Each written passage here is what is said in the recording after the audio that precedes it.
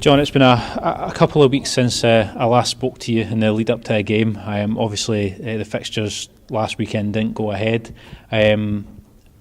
Obviously, giving you a bit of extra time to prepare for the big derby game this weekend. Yeah, but obviously we were preparing for Alloa this time last week.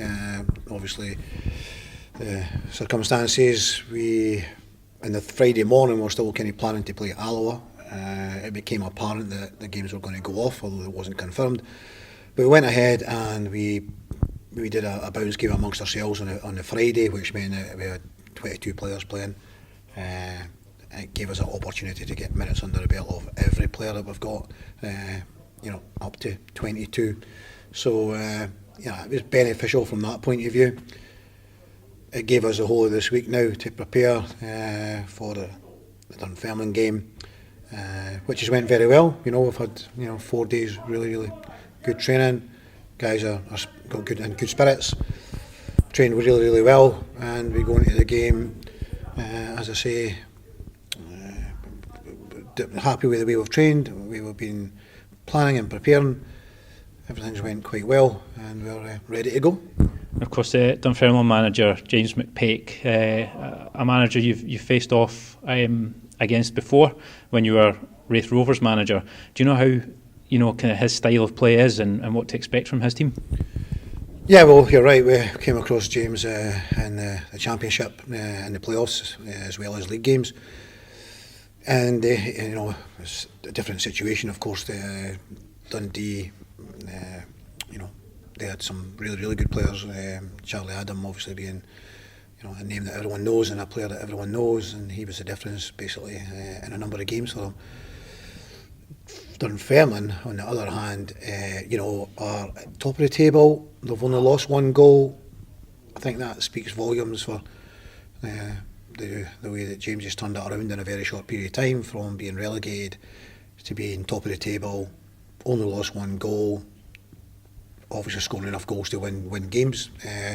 They've got good strikers as well, and they've got a good selection amongst the strikers that they've got.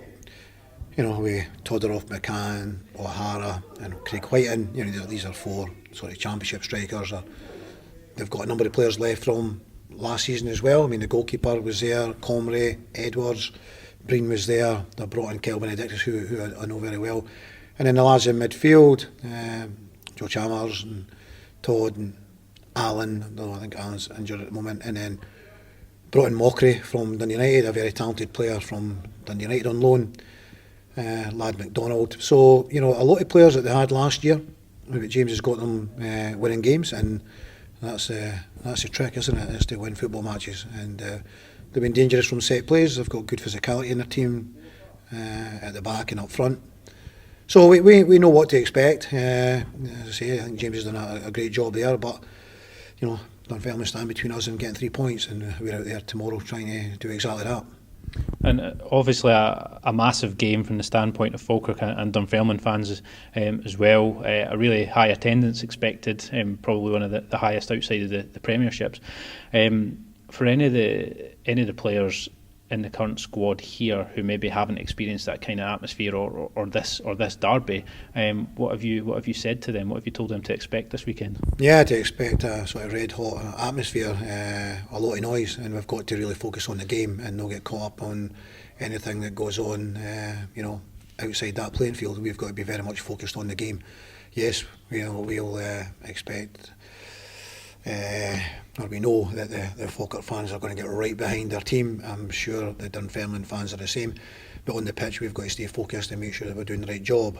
I think from the moment, obviously in the summer or towards the end of last season, Selling Paul came in and the playoffs were going ahead. I think from the moment that Dunfermline got relegated, and I mean like 5 o'clock that day, I think every Falkirk fan was like, wow, can't wait to play in these games against Dunfermline. So now it's upon us, and I think that set an excitement back then, and it's been kind of like building up, and there's not an awful lot between the teams. We obviously want to try and close that gap on them, and the fans have the fans have been fantastic. They've been absolutely a different class. They'll be there in big numbers, and we'll hear them. I know they're going to back the team, and we're looking to try and put a performance on that you're proud of. And just lastly, it's been a couple of weeks, like I said, since I talked to you, but do you have a injury update for us? Yeah. Ryan Williamson, unfortunately, has had a setback, so he'll not be involved at all. So it's hard to put a time scale on that. I said the last time that PG had a setback, and that's still a similar situation. I did say there would be no time scale on that either, and there is no time scale on that. Jamie Wilson, he went and seen a specialist, and the specialist doesn't think it's a hernia, so he really wants to do some rehab over the next 3 or 4 weeks just to find out exactly what's going on in this kind of area of the hernia and that pelvic area and all that, in that area. So that's again prevented him from being involved. Brad Mackay is not far away now. Brad's improved, and he's certainly trained towards the end of the week, which is very good. We're delighted about that. So he's certainly not far away. Kai Kennedy, I mentioned that Bounce game that we played in. Kai Kennedy got 45 minutes in that, so he's available for the game tomorrow, which is a plus, which is good to have that. Yeah, we've got a player that's just picked up an injury who's going to miss out in the game, so we'll keep that under wraps at the moment. And Paul Watson is making good progress now with his cruciate, coming back from his cruciate. He's improving well, but still a good bit time off yet. I think that's about us, really.